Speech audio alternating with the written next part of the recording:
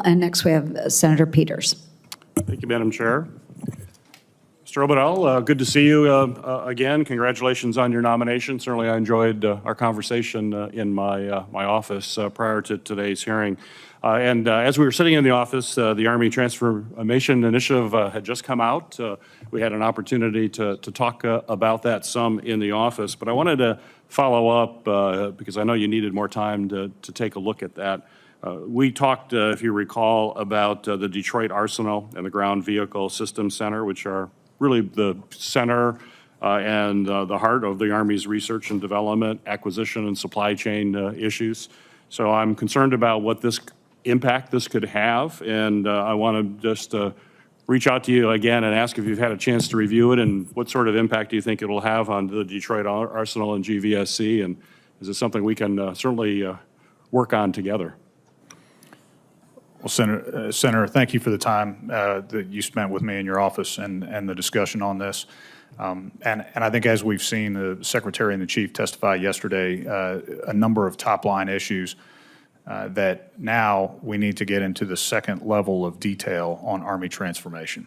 And this is the work over the next several months that we have to do, not only internal to the Army, but with the other services, the combatant commands, and importantly with Congress, to understand what are the effects on the facilities like what you mentioned, because especially in Michigan, right, as a vehicle hub for the Army, right. The Army is and still will be a vehicle-centric service, and so it's just a matter of what types of vehicles, what are the capabilities.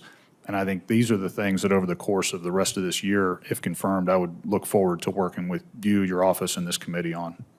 Well, I appreciate that for that commitment. If confirmed, certainly we will want to work very closely with you. We think they provide a valuable product for the Army and want to make sure that that continues and would look forward to working with you.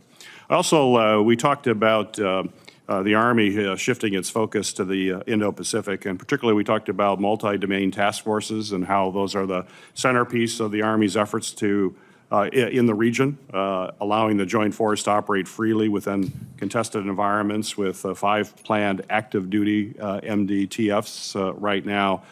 As we discussed in my office, I believe that the National Guard could play a very important role.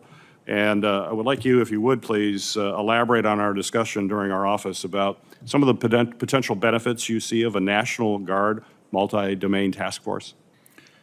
Well, Senator, as we discussed, I see the multi-domain task force as an area where almost all of advanced warfighting systems are coming together in one organization: space, cyber, long-range precision fires, information operations, and others.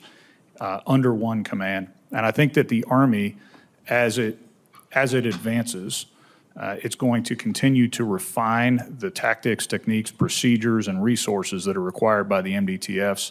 And then we'll have to have that very robust discussion about how do we extend that into the reserve components, because they are our strategic depth, the National Guard and Reserve. So if confirmed, I would look forward to continuing that conversation. Great. Well, I look forward to that. Mr. O'Keefe, congratulations as well on your nomination. As you know, the National Guard not only supports domestic emergencies like natural disasters, but also the DoD's global military operations in a robust way. If confirmed, you'll be responsible for the readiness of Guard units across the country, including those in Michigan, Camp Grayling, as well as Selfridge Air National Guard Base and others. You must, in your role, you're going to have to balance the National Guard's readiness with active and reserve components. But unfortunately, despite their critical role, the National Guard is often underfunded. It's often understaffed in comparison to other components.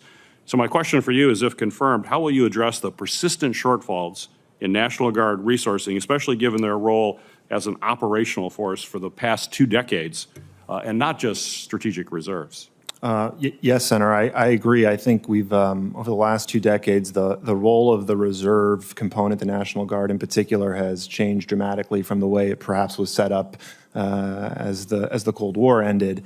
I don't know that the department has ever sort of seriously considered the implications of that. And I do think this is a unique time where, as we're seeing transformation efforts in at least a few of the services right now, this is a time where I think the department can apply a little bit more rigor to figure out what is the proper role of the reserve component, how do we resource them, what are we going to use them for. These are sort of classic force mix questions that, if confirmed, personnel and readiness should be the lead for. They're the subject matter experts across the department on force mix allocation. And I look forward, if confirmed, to working with the Secretary and the military departments to help them as they're thinking their way through this in light of what we think are the likely requirements facing the entire force. Great. Thank you. Thank you, John.